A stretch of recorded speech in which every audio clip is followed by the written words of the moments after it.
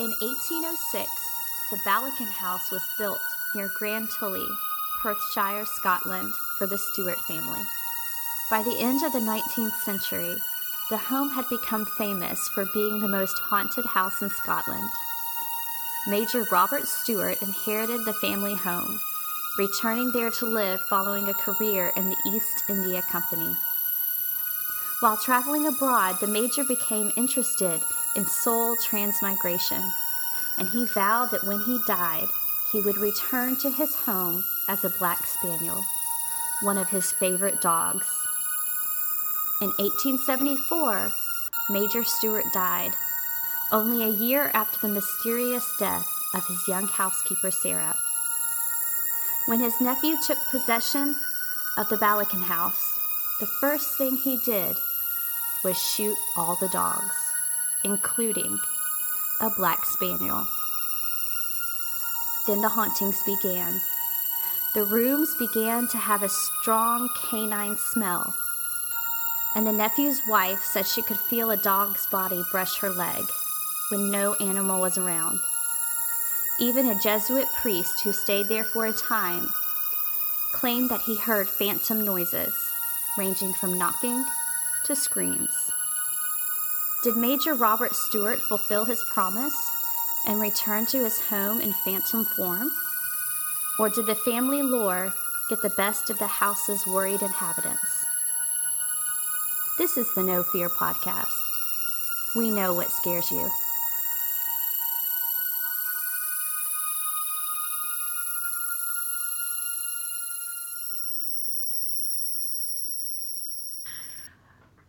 For today's episode's intro, we started with a description of the haunting of Balakin House. And the Balakin House ended up being a major case study for the British Society for Psychical Research. In fact, you can actually find online their publication about it. It's called The Alleged Haunting of B House. And I recommend reading it, especially if you are a fan of Shirley Jackson. I know we keep returning to Shirley Jackson over and over again in this podcast, but several critics believe that in her essay, Experience in Fiction, where she's talking about what she read that influenced her to write The Haunting of Hill House, that the report from the Society for Psychical Research that she cites is probably The Alleged Haunting of B House, where she talks about how she thought that the investigators were influencing things more themselves accidentally. Like they really wanted to find ghosts, but it was actually more about their relationships and what they were doing. And that's why she decided to write The Haunting of Hill House, to put 4 people in a haunted house and see what would happen to them. And if you read The Alleged Haunting of B House and you're familiar with The Haunting of Hill House, there are some really interesting similarities. Of course, Shirley Jackson takes them and kind of fictionally plays with them and does some really interesting things with them for supernatural lit purposes and how they affect the characters. But the spectral dog, which is a very big part of The Haunting of B House, appears fleetingly in Shirley Jackson's book when a dog comes through the house. The different colored rooms, I think she added yellow and pink, but every researcher in B House was in a different colored room. Banging of cannonballs on the door was also in Balakin House. And I think there was the vision of, there was in Borley Rectory, which was another famous case, people kept seeing nuns, ghostly nuns on the property. And I think there was also a ghostly woman on the property of B House. And Mrs. Montague suggests that maybe a nun was walled up in the house in Hill House. And so, you know, if you know Shirley Jackson's book, you know that in some ways she's parodying and using for her own literary purposes these supernatural effects. But I think it's interesting to think about that connection. Now, today, we're going to be talking about the beginnings of real-life ghost hunting, and we'll also talk a little bit about the influence of ghost hunting on fictional ghost hunters. So I'm going to start out by giving a little bit of background about the British Society for Psychical Research. The Society for Psychical Research was founded in 1882, and basically their purpose was to take the scientific method and apply it to the study of supernatural phenomena. So their stated purpose in their beginning document said that they wish to approach these varied problems, the supernatural, without prejudice or prepossession of any kind, and in the same spirit of the exact and unimpassioned inquiry which has enabled science to solve so many problems, once not less obscure nor less hotly debated. And so their idea was that, in some ways kind of similar to the previous theosophical societies, even though they were more spiritualistic, the idea was that, okay, if ghosts are real, let's say, there has to be some sort of scientific way to explain what's going on. And a few of the more well-known early members included a mix of psychologists like William James, who later started the American Society for Psychical Research, the chemist William Crookes of the famous Crookes tubes, which get used over and over again in supernatural writing, philosopher Henry Sidgwick, the physicist Oliver Lodge, and the Nobel laureate Charles Richter. And the fourth president of the society was actually Arthur Balfour, who later became Prime Minister of England. Now, one of their most important publications about their research to come out of the society is in 1886, Edmund Gurney, Frederick Myers, and Frank Podmore published a 2-volume book called Phantasms of the Living, which was about telepathy and apparitions. So in this book, the reason why it was so long, partially, is because they had 701 cases of alleged spontaneous apparitional communications. So they put ads in newspapers to get people to tell them about times that they saw ghosts, and they studied them, and they took only the ones that they thought were not frauds, as best as they could tell, and they tried to find comparisons between them. And what happened was they postulated that probably what ghost sightings are is, if there are real ghosts, it's a form of telepathy. And actually many society members kind of fell into this camp of, if you're mentally sensitive, that's how you see ghosts. So if ghosts are real, it's basically kind of mental energy being sent from one person in a state of distress to another. And the types of ghosts they were dealing with are what is called crisis apparitions. So basically, the majority of ghost cases that they were seeing, and maybe even you could make this argument are today to a certain extent, is when people see close friends and family at the moment of their deaths, even though they're separated by great distances. So, for example, you are woken by your mother at like 3 a.m. when you're maybe in a different state or a different continent even than she is, and that's that moment when she died. So the theory was that a close emotional relationship or close mental connection could result in a transfer of mental energy at the time of an individual's death. So basically the dying person is kind of reaching out to loved ones remembered in their last moments. And kind of, I guess, on a comic side, this also accounted for the famous "why do ghosts wear clothes" problem. A lot of people would question, if ghosts are real, then why do they show up wearing clothes? You wouldn't have to wear clothes as a ghost, right? And so the idea was, if you're seeing a crisis apparition of your mother or your sister or your dad or your best friend, your mind would create an image of that person dressed in an appropriate manner. So maybe a typical dress or suit or favorite outfit, or if you are living in a winter climate, they might come see you in a coat or something. And the society studied lots of phenomena beyond this. They were interested in hypnotism, thought transference, mediumship and seances, apparitions, haunted houses. And they coined the term telepathy in their explanation of ghosts. They were probably most famous, though, for exposures of fraud, including fraudulent mediums. Richard Hodson, for example, would travel around debunking mediums. And also Eleanor Sidgwick, who did some investigation into ghosts and wasn't necessarily convinced that it was telepathy. She did a lot of debunking of spirit photography. I know, Lisa, you looked into some of this debunking activity and some of the connections between the society and Arthur Conan Doyle. Do you want to talk a little bit about that?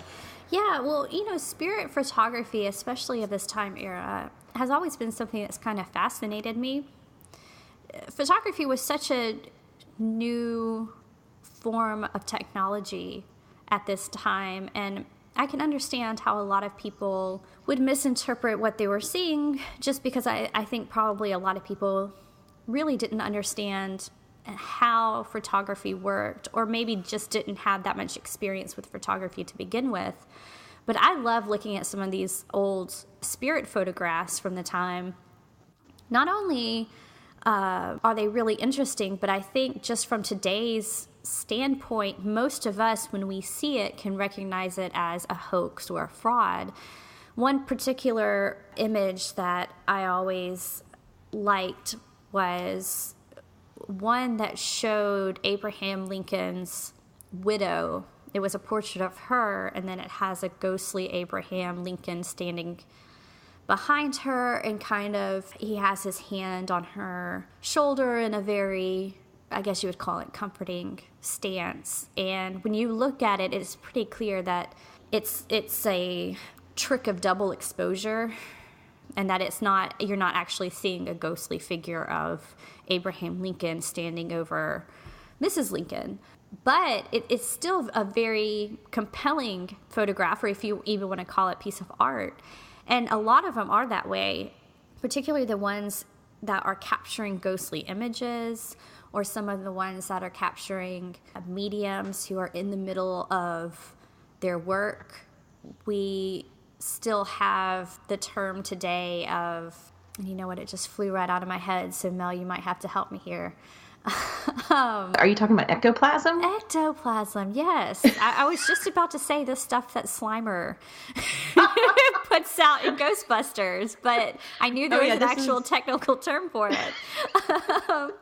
But you know, there are some of these that is, it looks kind of like almost like a gauzy scarf coming out of these, mostly women, but sometimes men, these mediums' mouths or their heads, like the crown of their head. And so it's supposed to be this ectoplasm that's this proof that they were actually channeling a ghost or a spirit.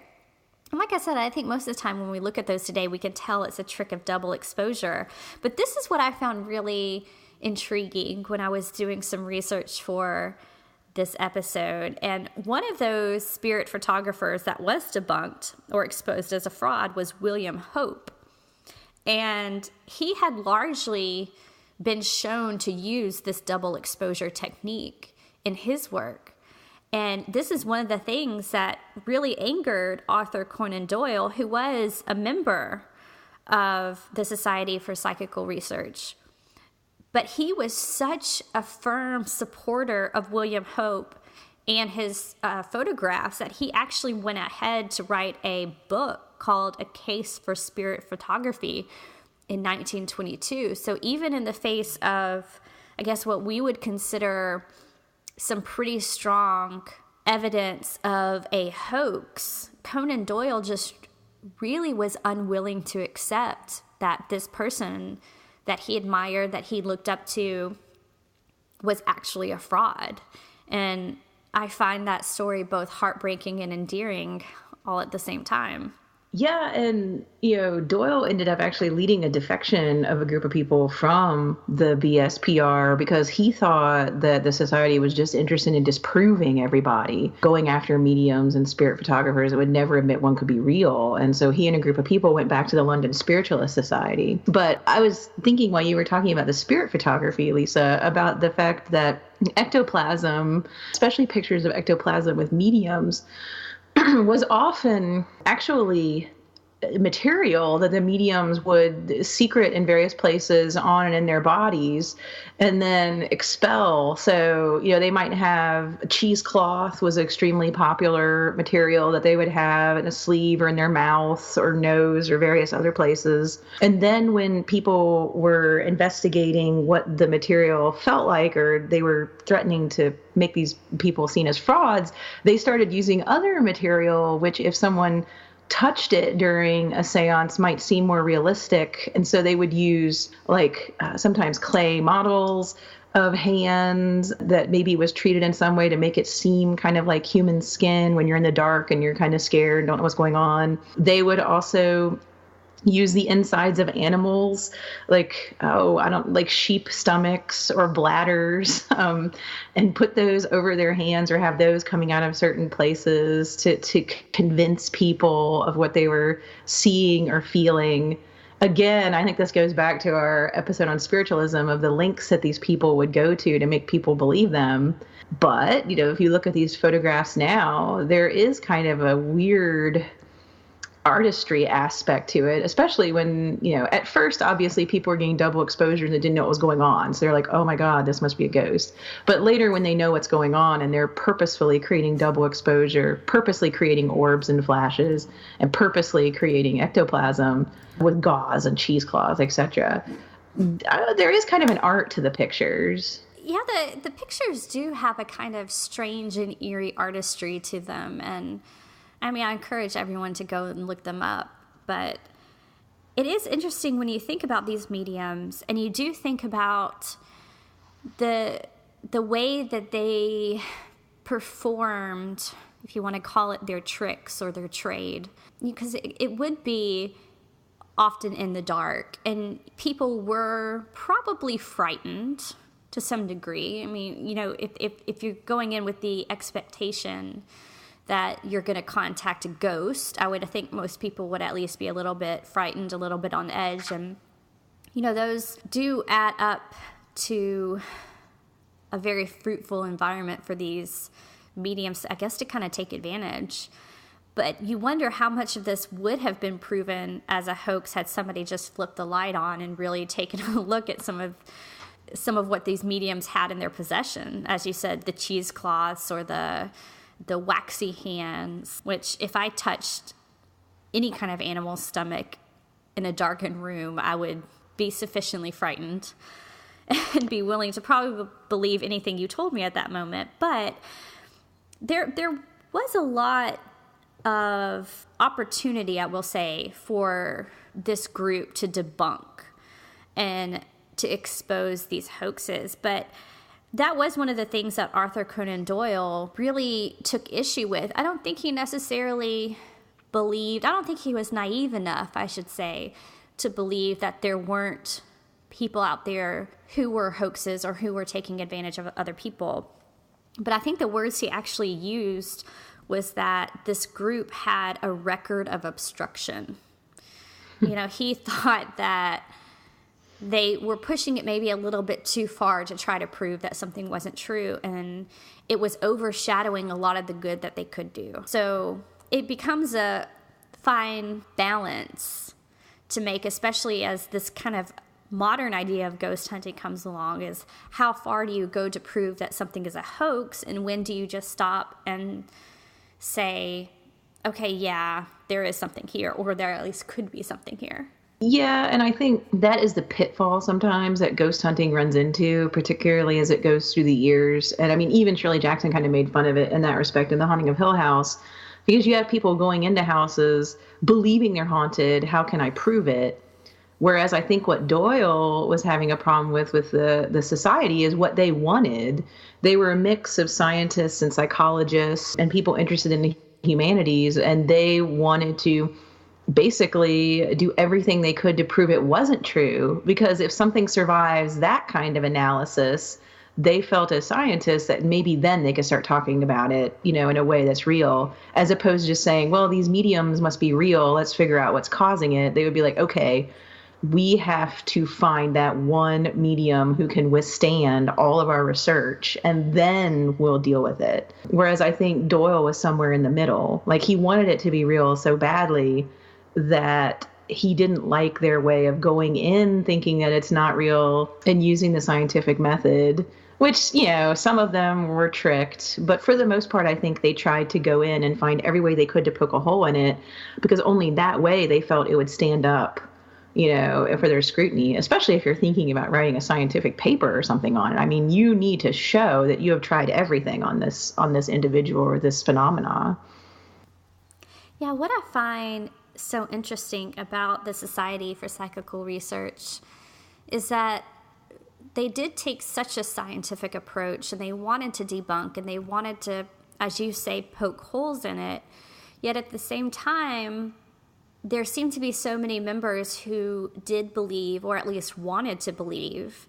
And they did employ, especially later on, the use of psychics, and they held seances in some of these haunted places. And so I do find that really interesting, that they can walk that balance between science and things that, at least to our modern ear, sounds so unfounded. Yeah, and the use of mediums with this society is actually a really interesting thing to think about, because over the course of this society, they didn't necessarily break up over this, but there was a lot of debate over whether they should be using mediums in haunted places. And one of the big conflicts that comes up between the investigators and the alleged haunting of Bee House is that the main people running the study do not want, well, the first people who run the study do want mediums to come in and see what they think.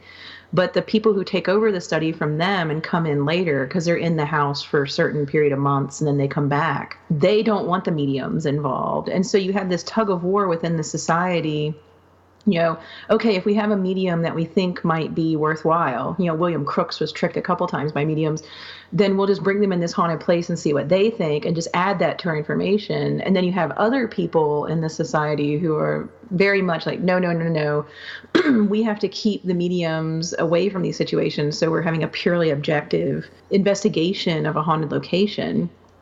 And then I don't know if the word irony would work here, but one of the last, not the very last cases they ever took on, because the society still has, reach into today. But one of the final cases when the original and the first generation and second generation members were still around is what's called the cross correspondences case. And it was very much ambivalent at the end. And I'm going to talk a little bit about it here, but if you're interested in the history of the psychical societies, in particular cross correspondences, I would suggest that you check out Deborah Blum's book, Ghost Hunters. I'm not going to read the entire subtitle. You'll find it there. But it's kind of an autobiography of William James that explains the history of the two societies. And she ends her book with a discussion of cross-correspondence case. In the cross-correspondence case, you had several members, original members, who had passed away, a couple of whom had left messages and envelopes to second generation or other colleagues in the society. And there were sensitive psychics in, I think it was 3 different countries. I think it was like England, the continent, and India. And these women included Mrs. Margaret Verrall and her daughter Helen, Mrs. Winifred Tennant, who called herself Mrs. Willett in her medium work, and Mrs. Alice Fleming, who was the sister of Rudyard Kipling, who called herself Mrs. Holland in her medium work. These women in these different places were getting messages, sometimes in languages that the mediums didn't know, so classical languages, etc., from people that they weren't quite sure who they were. And it turned out that there was some evidence that they were hearing from dead society members, including, among others, Edmund Gurney, Frederick Myers, and Henry Sidgwick. And I believe young Balfour's significant other who died before their marriage, I think it was, also possibly was involved in communicating. And this kind of shook the society because it was the closest they felt they might have come to seeing the real thing, though they still were skeptical. And they did freely admit that it could have been influenced by their own desire to communicate with their dead friends and colleagues. I mean, they realized that they were going to double bind here because it was their own people who they wanted to prove, this stuff was real. But there's 2 kind of compelling things here that they pointed to. One was that these women supposedly didn't know each other and were different parts of the world. The other was that individually the messages didn't make any sense, but when they finally connected with society members, or the society members started putting the messages together, supposedly then the messages started making sense. Unfortunately, Mina Crandon and George Valentine, 2 other mediums, became involved before the project was over, and both of them were proven to be frauds. And so, in the end, there's no real evidence that this could have been true for various reasons. But it is kind of intriguing that it went as far as it did.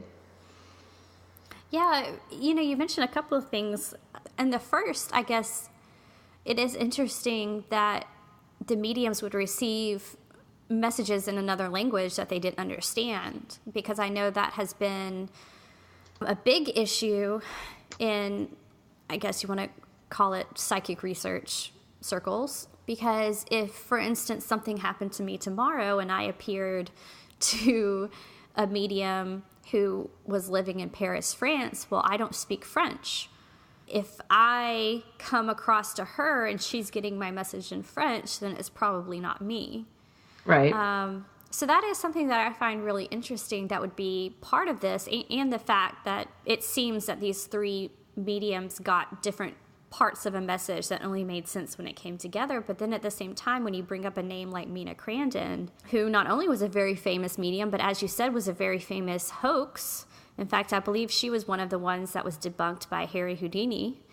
That sours the whole pot a little bit. But it is compelling to think about. And indeed, a lot of their cases were like that. They're compelling stories, but there were quite a lot of allegations of hoax that went along with them. We've already mentioned the Balakin house, but one of the other ones that is very famous is the Borley Rectory. And that is one of those that has really been dampened by allegations of fraud. Yeah, the guy that was in charge of the house during the time when all the supernatural stuff was going on and in the early 1900s, I think admitted that it was a hoax. Either he or someone else who was living in the house with him at the time, which that one is kind of interesting because this society got called in and they were kind of calling shenanigans on all this stuff. You know, it wasn't really unlike the Enfield poltergeist, where a couple in the 1970s, where a couple society members were called in and they believed what was going on, or they were more open to what was going on. But yeah, Borley Rectory, it was actually a guy who got the house and knew its supposedly supernatural past and possibly created some of these phenomena just to scare people, like bell ringing, window shattering, throwing stones at bottles, writing on walls, etc., which Borley Rectory is also cited as another possible influence for the haunting of Hill House. Yeah, it's hard when you hear the story of Borley Rectory not to hear both Balakin House and Shirley Jackson's Hill House. And this was one, the society member who investigated it the first time was a man named Harry Price. And that name, I think, does come with a lot of hoax accusations, I guess. And I'm not sure if he actually admitted to it, but I know that there were people who said that he set it up so that people would believe him. And he was one of these who would go in with mediums and hold seances. And so the question is, did he just want his seances to kind of go out with a, quote, big bang? And that's why he was setting up, glass shattering or wall shaking or, knocking noises. Or was he doing it because he wanted other people to believe that it was a truly haunted place? I don't know, but at least one woman who claimed that she had lived there or knew of hauntings that happened firsthand later came back and said that she had made up her stories because she was having an affair and didn't want to be caught. So that was her way of explaining things. Later, and this is where I said it really reminds me of Shirley Jackson's Hill House because she had to have read this and borrowed it, was that apparently Borley Rectory is one of these acoustic anomalies. It has a very strange shape that can both throw noises in an odd way and affect acoustics of the way a sound would happen. So conceivably, maybe I'm in another room and I drop something on the floor, but Mel, if you're in the other room, you hear it as if it's there with you. And knowing what we know now of the way acoustics and sound design work, the shape of the building can certainly affect that. And that is one thing that people have said with Borley Rectory. That is one thing that Shirley Jackson, when she created Hill House, paid a lot of attention to because she talks about the angles of the house being odd, how the corners of the room don't come to a 90-degree angle as they normally would, but they're just slightly off enough so that you think it looks normal, but it makes you feel off. That, to me, sounds a lot like what's happening with Borley Rectory. But what's really interesting, because you brought up the idea of the Enfield poltergeist, and that case does stand out, not only because it was so late when they began investigating it, but that it didn't have as many people coming out later claiming that it was a hoax. In fact, the Hodgson family that it happened to, members of the family today still claim that they indeed experienced a haunting, and they're sticking to their story. Nobody has come forward and said, yeah, I made it up, which is really interesting. And for those of you who aren't familiar, the Enfield poltergeist was recently made into the movie The Conjuring 2. So if it sounds familiar, that's where you're hearing from it. And it has all the classic hauntings of, beds wobbling, furniture moving. Most interesting is it affected more, I think, the 11-year-old daughter, Janet, than it did any of the other people in the house. And supposedly she would levitate off her bed, and there's some very famous photographs of her levitating. Problem is when I look at them today, it looks like she's jumping off the bed. Yes. So there's really no way of claiming that this 11-year-old girl is levitating as opposed to simply jumping from the bed. Well, and supposedly when the voice of the demon was heard, her hand was over her mouth. And they would be like, no, like, no, Yeah. when the demon's talking and you're covering your mouth, like, you're probably the one making the noises. It's hard. There's a BBC documentary that you can actually still see on YouTube, and the BBC interviewed the children. This happened, by the way, I don't know if we established it. It first started happening in 1977, which again is suspect, to me at least, because that's only 4 years after the Exorcist film came out. Also Amityville. Some people thought they were copying that. Yeah, I mean, I think it's safe to say that the 1970s was a hotbed for this kind of possession type movie or books, with The Exorcist, with Amityville you mentioned. But the BBC video, when you watch it, it's indeed creepy, and you can see why people would be taken in. There's lots of people who claim to have heard things. The neighbors, I mean, they seem like normal people.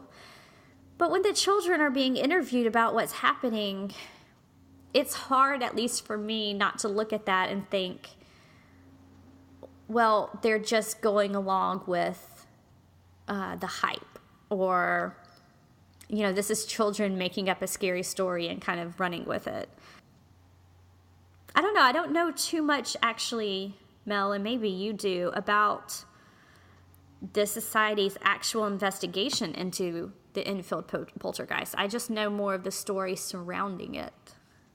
Well, just to go back to the Borley Rectory really quickly, I was just going to say to our listeners, if you're thinking about reading The Alleged Haunting of Bee House, you can also check out the Borley Rectory report. 3 society members, Eric Dingwall, K.M. Goldney, and Trevor Hall, wrote the SPR report in 1956, The Haunting of Borley Rectory, which goes back to what Lisa was saying about debunking everything that Price, the other paranormal investigator, said was going on at the house. The Enfield poltergeist, I don't know a lot of specifics about the investigation per se, but 2 Society for Psychical Research members were invited to investigate, and they reported curious whistling and barking noises coming from Janet's general direction. Evidently, one of the members thought that maybe there was something going on in the house, and I think he wrote a book later in the early 80s about it. But he, at the same time, doubted the children. He thought maybe there was something going on in the house, and the children were, trying to, I guess, glom onto it to get attention. He thought maybe they were playing tricks and exaggerating what was going on. I think that book is called This House is Haunted. Yeah, I may be wrong about that, but I think you're right. And I don't know, there's a documentary, but it also inspired the 1992 BBC mockumentary entitled Ghost Watch, which I really want to watch. I haven't been able to get it and watch it. But it was like, how Ghost Hunters does the Halloween live haunting kind of thing? The BBC did this thing based on the Enfield poltergeist, and it was called Ghost Watch. And there were several hours where they were just watching what was going on in this house while people were trying to provoke the poltergeist or investigate the situation. And well-known BBC news people were doing scripted reports as if it was real. We're breaking in to give you this information. And they got in a lot of trouble because so many people believed it and were disturbed by it, terrified by it, to the point that one person, several people reported becoming sick from terror, and one person had a heart attack, and they tried to, there was some talk about whether it was connected to this, they were scared, too scary. And that was in the early 90s. And then, the Conjuring 2 is loosely based on Enfield haunting. Yeah, that mockumentary that you bring up is a really interesting, I guess, case study of television news and news programs in general, because you're absolutely right. Not a lot of people who watched it were in on the joke, and it became a little bit of a War of the Worlds radio program scenario where people were honestly scared. And there were some reports, as you said, of people getting sick, but also they had interviewed some children who had been allowed to stay up and watch the show with their parents because their parents assumed, well, it's on television, it's featuring our news anchors, this is something safe that they can watch. And the children being terrified and almost scarred for years to come because they reported having anxiety and sleeping problems and nightmares. So that's a really kind of interesting offshoot of this whole psychical research phenomenon, because as you said, in the early 90s, people just were not aware that it was a hoax, and we surely didn't have the same, I don't know if you want to call it savvy, that audiences do today with so many ghost hunting shows being on. So it's an interesting little bit of television history, and I encourage you all to go look that up, because there's a lot out there, not only on the mockumentary itself, but on the aftermath of it. In some ways, it's kind of reminiscent of the day after aftermath, where, where people report almost, basically being traumatized, especially children. This idea of showing something that seems so real or is marketed as real, just having that kind of media, having that kind of effect on people. Yeah, and all this, we've been talking mostly about the British Society for Psychical Research. And a lot of these stories, all of these stories have been taking place in the United Kingdom. But Melanie, am I right that there was also one in America that was formed?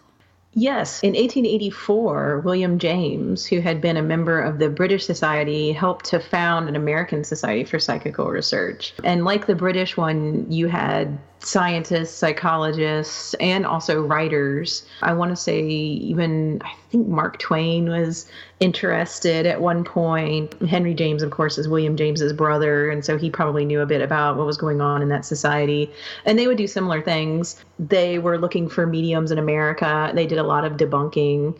I can only think of maybe one case where they found a medium that they thought could be real, and that was because she was afraid of her powers and wasn't trying to make any money off of it and just wanted them to explain to her what was going on. I want to say she also was receiving messages in French sometimes that would make sense when she would pass them on, but she didn't understand the language. But yeah, they also worked with the BSPR to do investigations together. I think they might have also been involved in the cross correspondences case for a brief time. And then, of course, if you move forward into the 20th century, in the 1940s and 50s, you have the Duke Parapsychology Lab, which was founded by Professor J.B. Rhine and his wife, Dr. Louisa Rhine. And they kind of take this idea that the psychical societies had about supernatural phenomena being caused by thought transference or telepathy, and they start trying to investigate what we now know of as psi, or mental energy, so ESP basically. And while they were not so much into investigating ghosts, I think they had a file where they would throw all the ghost cases in. It was called spontaneous phenomena. Every once in a while they would investigate. They were much more interested in people, say, predicting the future. Especially, they tested this especially with the Duke ESP cards that they created. If you've seen the original Ghostbusters movie, when Peter Venkman is running the research project and he's showing them the cards with circles and stars, etc. on them, and they have the back of the card showing them, and they have to guess what it is on the other side. Those are the ESP cards, and they would do studies with people to see how many of these they could predict. And then if they found someone who could predict them over the average, it was something that wasn't chance, they would then work even harder with them. And so that's where a lot of their research went. I think they might have started investigating people who could bend objects, their mind, kind of like the Uri Geller camp, not necessarily him, but those sorts of phenomenon, which I think we talked about this earlier. The Amazing Randy was big on also debunking those people as well. But this also, this influenced, it's not quite as much as Ouija, I think, but people could get ESP cards. They were mass produced, and you could do ESP tests with you and your family and your friends, with these cards. And it became such a part of pop culture at the time that, again, Shirley Jackson mentions them in The Haunting of Hill House when she has Theodora chosen to participate in the house because she's had a higher than average chance prediction level with psychic cards. So even again, you have Jackson kind of aware of these real life supernatural investigations while she's writing her fiction. When you mentioned how it had kind of entered the popular mindset similarly to the Ouija board, and how it became almost like a little fun game for people to do, much like today you can actually download an app for your iPhone that has a Ouija board, you can go online and you could take psychic tests that are pretty much just digital versions of these ESP cards, where they'll either have simple shapes, triangle, square, circle, and you'll have to try to guess which one's coming up next, or colors, where it has your basic colors and you have to try to guess which color is going to come up next, and it'll tell you whether or not you've got some psychic ability or if it all comes down to chance. So it is something that's still out there today, which is really interesting. Another thing I find interesting about especially this Duke Parapsychology Lab is when you hear about what was happening earlier with these research societies, a lot of times it strikes me as interesting that they did tend to take mediums more seriously if they weren't trying to get fame or money from their abilities. If somebody approached them who said, "I've never told anybody I can do this," they would take that as almost more proof of psychic ability than they would somebody who would go into people's houses and charge money to hold seances, which to my mind doesn't really hold true, because somebody could be seeking attention in any way and somebody could still have a psychic ability even if they're charging money for it. So that's why I find this Duke Parapsychology Lab and what they were doing very interesting, because the idea of ESP cards does on some level make sense, because if you can put somebody in one room and somebody in the other room and they can read what's on a paper, or they can tell what card is coming up next, it seems to be maybe a more, I don't know what word I'm looking for, a fairer way of testing, maybe more scientific way of testing to see if there is actually ESP or psychic ability present. Yeah, the best subject that the Duke Parapsychology Lab had, they actually got better. They would get phenomenal results with him when the person with the cards were in a different building. And so, he's not even looking at the back of a card, and so, yeah, I guess that's kind of compelling. It makes you wonder about the possibilities of the human brain. It certainly does. But this is kind of one of those questions that really hasn't been answered. The Duke Parapsychology Lab, unfortunately, is no longer practicing, because I would have loved to have studied there as a student. Alas, get your parapsychology degree. I could not get my parapsychology degree. But probably more interesting, I don't know, and I know you know a lot about this, Mel, and I'm hoping you can kind of fill me in, are the fictional characters that came out of this idea of being a scientific investigator into psychics. Sure. I was just thinking that we need to get together with some of these Ouija and ESP apps and maybe bicycle ESP deck and test our psychic possibilities. Maybe get some Zener cards and see if we can predict what's going on. We could do it long distance. We could. We could do it right over Skype, and everybody could listen and hear that we are not psychically inclined. If I could tell the future, I would probably have made better decisions in my life, but que sera. Sorry for that tangent. If I'm remembering correctly, we talked about this a little bit with Dion Fortune's The Secrets of Dr. Tavener. So yeah, Lisa, you're right. There's like this long fictional tradition of what's called occult detective or supernatural detective figure. It starts, most people believe that the first occult detective figure was in James O'Brien's short stories like The Pot of Tulips, which is a great story, and What Was It? And those two stories came out in the mid-1850s. I think, Pot of Tulips was 1855 and What Was It was 1859. And so obviously that's a little bit pre-Sherlock Holmes age, but that's, that same time period of people being interested in spiritualism and science and religion and supernatural kind of all mixing. And then later you have, I think I mentioned some of these people in the last episode, but you have Sheridan Le Fanu's Martin Hesselius, who is in the story about green tea, and a couple other stories, I think one or two.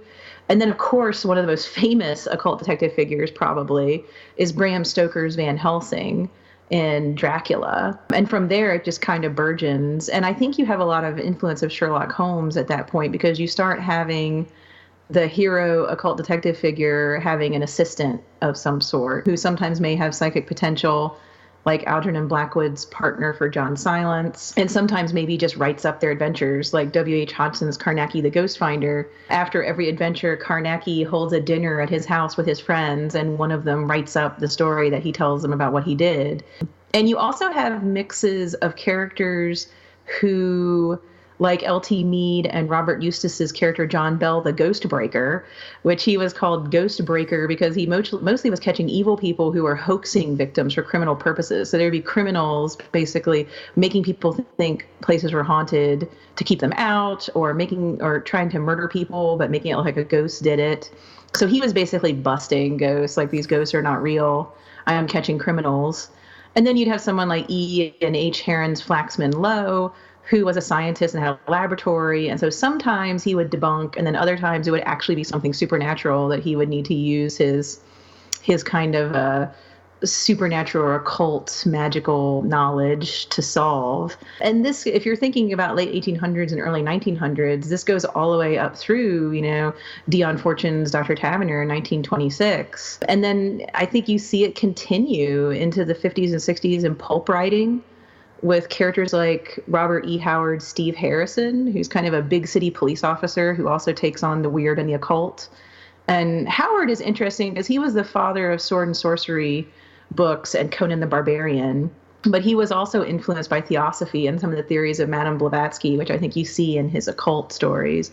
And then, of course, you have Manly Wade Wellman's famous character, Silver John, who was a ghost hunter in the Appalachian region.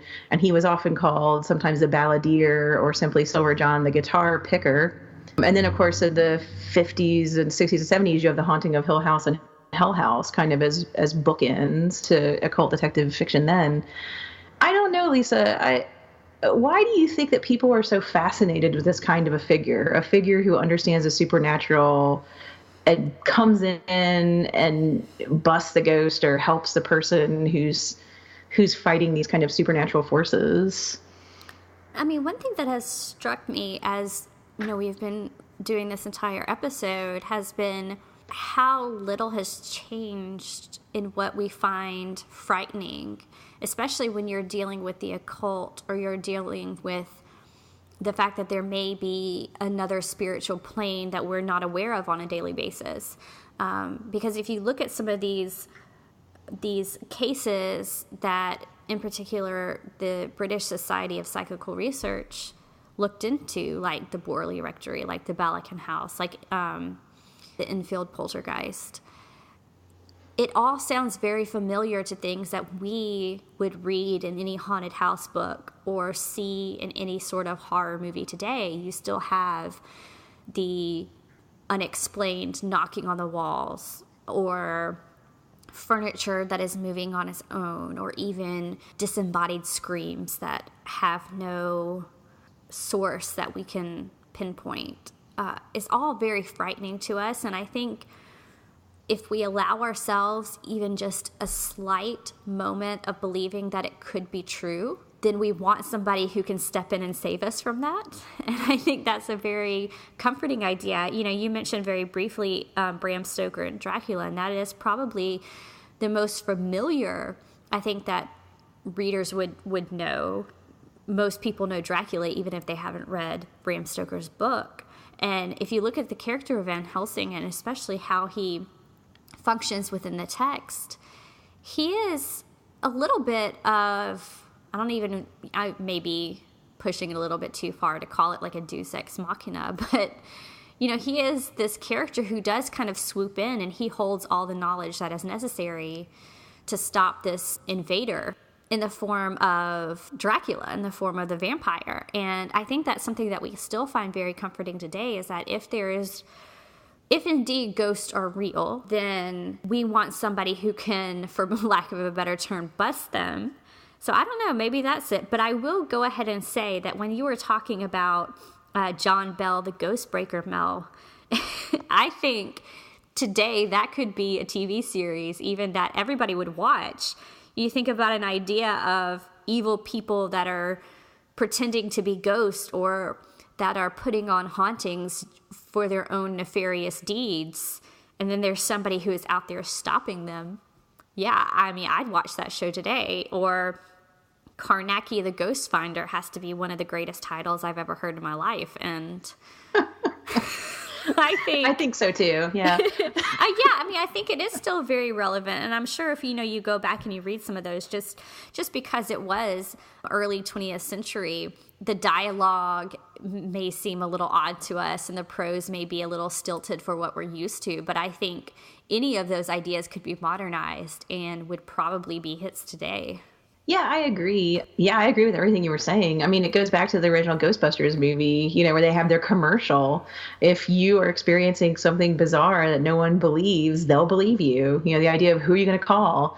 If your toilet breaks, you call a plumber. If your electric is messed up, you call an electrician. What do you do if you have Slimer coming to your house? I don't know. And now that theme song is playing in everyone's head. Exactly. Listeners, you are welcome. That'll be in your head for at least a couple days. No, you're absolutely right. I mean, the whole premise behind the Ghostbusters films, it's straight out of, that could be Algernon Blackwood or William Hope Hodgson or any of those, Dion Fortune. It's such a familiar story, and it's probably the reason why it was able to be rebooted or remade. I'm not sure if they called the new version a reboot or a remake. But, why we could bring it to the screen for new audiences so easily, because that storyline, that plot line is something that I don't think we're going to outgrow anytime soon. No, I don't think so either. And you also have the threat of the other. It's not just threat of the apocalypse, because Ghostbusters are always fighting off apocalypse. And I think that's really important when you think about the 80s in particular. But the Ghostbuster films, I think, always also play off this idea of what we're scared of at the time. And the original occult detective stories did that too. I mean, late 1800s, early to mid 1900s, what were people afraid of? They were afraid of the other. And so, I mean, Dracula plays right into this idea, but there's a lot of concern in these stories of supernatural dangers posed by immigrants, people coming in from other countries. I think we talked in our intro about how Dracula is kind of fear of contagion and fear of the other entering your country. Flaxman Lowe, for instance, helps people who are being plagued by immigrants from China using curses and magic supposedly to kill people. Sometimes he debunks it and just puts them in jail. Other times it's actually supernatural. A lot of times there'll be magical revenge from colonized people in the Caribbean or the West Indies. Like your hero will come back to England after making money in the West Indies and bring a servant with them, or have killed people in the West Indies with their sugar plantations, tea plantations in India, etc.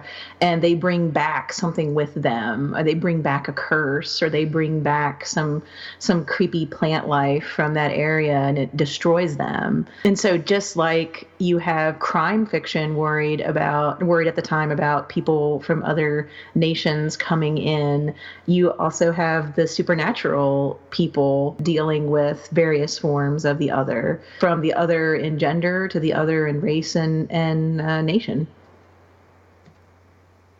Yeah, in all of these, there is, I completely agree with you, an absolute fear of the other. Sometimes it's just a straight up xenophobia that is at play in some of these. But even if you want to, take it back a little bit just to one of the functions of horror as a genre, it's an easy way of putting all of our fears and worries into one thing or one set of things, and then bringing up a hero who's able to either destroy it completely or at least keep us safe from whatever that threat is. Which, again, probably goes back to why these stories will always be recycled and I think are very unlikely to go out of favor. Oh, no, I totally agree. I mean, you can even think of more contemporary examples. Like, I think the X-Files comes to everybody's mind, or the Dresden Files, Kolchak, the Night Stalker. Dr. Spector's coming back into vogue. The Dr. Spector comics of the 70s, it's getting a reboot, I think. The Conjuring movies are going back to like the cases of the Warrens and Hans Holzer. I don't think we can get away from this idea of, even in a world where we think everything is logical and rational, there are just things we can't explain and we need someone to save us from it, or there are just things in life that scare us. And like you said, we need a category to put it in, like poltergeist or possession or something. And then you just get someone to come in and protect you from it. Yeah, I think you're absolutely right. And you bring up some good ideas there with the X-Files and the Dresden Files and Kolchak and the Night Stalker. It was certainly a trope that continued on into modern day. And with that, that's where I'm going to stop us, because in our next main episode, we're going to be talking about how the Society for Psychical Research really laid the groundwork for what we would consider modern day ghost hunting. And that's going to be really fun. And I want to go ahead and throw out a little teaser too, that we are doing some great stuff in our mini episodes on the occult. For instance, our next one coming up is going to be on the satanic occult craze that hit in the 1980s and early 1990s and had a bunch of people held in the grips of terror. And those are exclusively for our Patreon supporters. So I really want to encourage you to head over to Patreon and look up the No Fear Cast there. You can also go to our website, nofearcast.com. Remember, KNOW. And find out what our supporters get. You can support us for as little as $2 a month and get some fun extras, and we would really appreciate that. So that's our episode for today.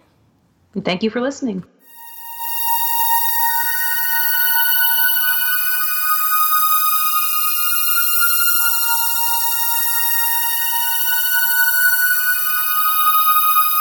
This is the No Fear Podcast. You can find us online at Twitter and Instagram at NoFearCast. That's KNOW Fearcast. Or our website, nofearcast.com. If you want to contact us, send us an email at nofearcast@gmail.com. Download us through iTunes, Stitcher, or anywhere else podcasts are found.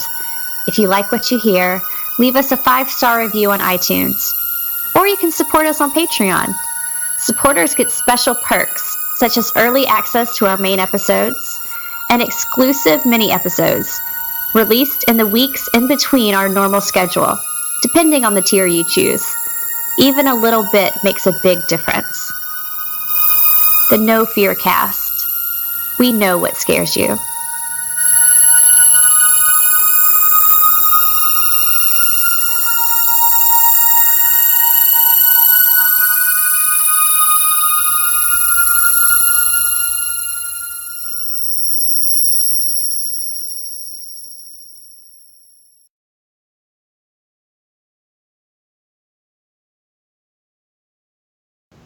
This is a personal project and not related to any academic institution.